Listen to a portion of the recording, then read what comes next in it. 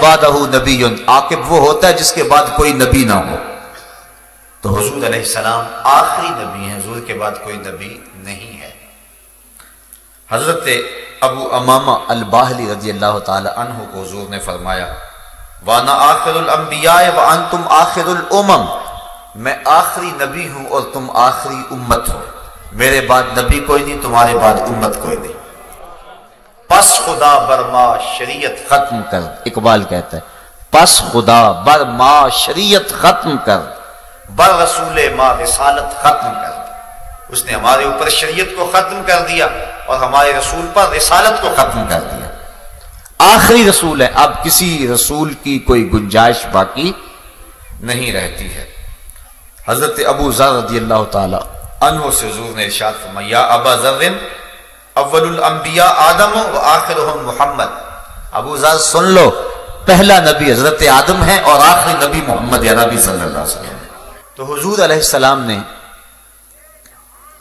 نبوت کے دروازے کو بند کر دیا، بلکہ فرمایا لو کانا بعدی نبیا لکانا عمر، اگر میرے بعد کسی کے سر پہ نبوت کا تاج سجنا ہوتا تو وہ عمر بن خطاب کے سر پہ سجتا، لیکن چونکہ میرے بعد نبی کوئی نہیں لہذا وہ نبی نہیں ہے۔ حضور علیہ السلام کے فرزند حضرت ابراہیم علیہ السلام کا انتقال ہوا۔ حضرت ابراہیم جب وفات پا گئے تو حضور علیہ السلام سخت افسردہ تھے، پھر مدح کرتے ہوئے اپنے بیٹے کی فرمایا لو آشا کان صدیقا نبیا، اگر میرا بیٹا ابراہیم زندہ رہتا تو اللہ کا سچا نبی ہوتا۔ اس کا مفہوم علماء نے یہ بیان فرمایا ہے کہ چونکہ نبوت کا سلسلہ باقی نہیں رہنا تھا اس لیے حضور علیہ السلام کا فرزند زندہ نہیں رہا، تاکہ باقی نبیوں کے فرزند نبی ہوئے ہیں۔ حضرت یعقوب علیہ السلام کے بیٹے حضرت یوسف نبی ہوئے، حضرت ابراہیم کے بیٹے حضرت اسحاق حضرت اسماعیل نبی ہوئے، حضرت اسحاق کے بیٹے حضرت یعقوب نبی ہوئے۔ تو پہلے نبیوں کے بیٹے نبی ہوتے رہے۔ حضور امام الانبیاء ہیں، حضور کا بیٹا ہوتا اور نبی نہ ہوتا تو یہ حضور کی شان کے مناسب نہیں تھا، اس لیے بیٹے کو وفات دے دی گئی۔ چونکہ نبوت کا دروازہ بند ہے لہٰذا بیٹا فوت ہو گیا، اور حضور فرمایا اگر وہ زندہ ہوتا تو سچا نبی ہوتا، لیکن چونکہ نبوت کا دروازہ بند ہے اس لیے ان کو زندگی نہیں دی گئی۔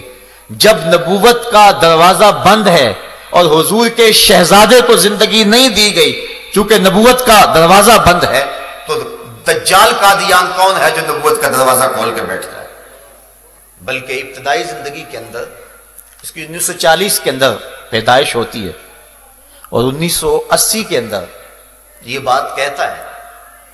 یہی مفہوم جو ختم نبوت کا ہے یہ خود بیان کرتا ہے اپنی یہ کتاب ازالہ اوہام کے صفحہ نمبر 576 جلد نمبر 2 میں لکھتا ہے وہ وعدہ کر چکا ہے کہ بعد آن حضرت کے کوئی رسول نہ بھیجا جائے، یعنی حضور کے بعد کوئی رسول نہیں ہے، یہ اللہ نے وعدہ کیا ہے۔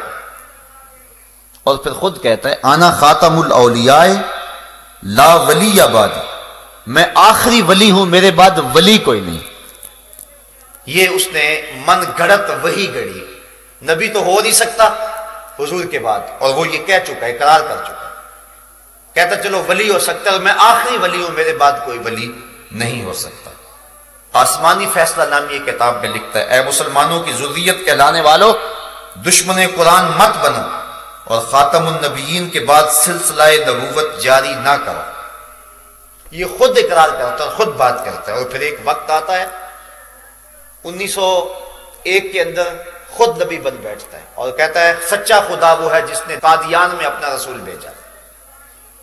ایک جگہ پہ کہتا ہے کہ جو جھوٹا شخص ہوتا ہے اس کے کلام میں تناقض ضرور ہوگا، پہلے کچھ کہے گا بعد میں کچھ کہے گا۔ خود ہی کہتا ہے کہ جھوٹے شخص کے کلام میں تناقض ضرور ہوتا ہے، پہلے کہتا ہے کہ مسلمانوں کی ذریت کہلانے والوں دشمن قرآن نہ بنو اور خاتم النبیین کے بعد سلسلہ نبوت جاری نہ کرو، اور پھر خود کہتا ہے سچا خدا وہ ہے جس نے قادیان میں رسول بھیجا، اور خود کہتا ہے کہ جو جھوٹا ہوگا اس کے کلام میں تناقض ضرور ہوگا، لہذا پہلے کچھ کہہ رہا ہے پھر اس کے برعکس کہہ رہا ہے، اور یہ کلام کا تناقض ہے اور یہ اس کے جھوٹا ہونے کے لیے کافی ہے، وہ اپنے فتوے کی خود ہی ضد میں آ گیا، خود کہہ کے خود اس کے اندر پھنس رہا ہے۔ تو یہ 14 صدیوں سے امت کا طے شدہ اور متفقہ فیصلہ ہے کہ حضور کے بعد کوئی نبی، کوئی رسول، کوئی پیغمبر نہیں آ سکتا ہے۔ دو اشخاص نے حضور کے دور میں اعلان نبوت کیا، ایک اسود انسی نے اور ایک مسیلمہ کذاب نے۔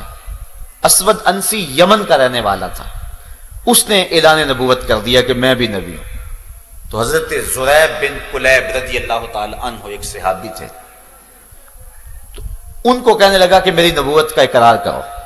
وہ کہنے لگے میں نہیں کرتا، تیری جھوٹی نبوت کا میں انکار کرتا ہوں، ڈنکے کی چوٹ پہ انکار کرتا ہوں۔ اس نے حضرت زریب بن کلیب کو پکڑ کے جلتی ہوئی آگ میں ڈال دیا۔ اللہ نے حضرت زریب بن کلیب کے ایک بال کو بھی جلنے نہیں دیا۔ اور جب یہ خبر پہنچی تو حضور نے صحابہ کو بتایا، تو حضرت عمر فاروق رضی اللہ تعالیٰ عنہ عرض کرنے لگے اللہ کا شکر ہے جس نے امت محمدیہ میں ایسا شخص پیدا کیا ہے جس کو حضرت ابراہیم علیہ السلام کی طرح آگ نے نہیں چھوا ہے۔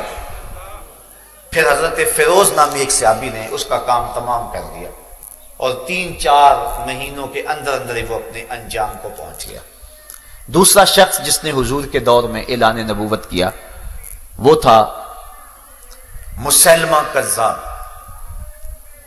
اس نے اعلان نبوت کر دیا، بلکہ حضور کے پاس بہت سارے لوگ لے کر آیا، کہنے لگا کہ آپ میرے ساتھ وعدہ کریں کہ آپ کے بعد میں خلیفہ بنوں گا آپ کا، تو میں آپ کو مان لیتا ہوں۔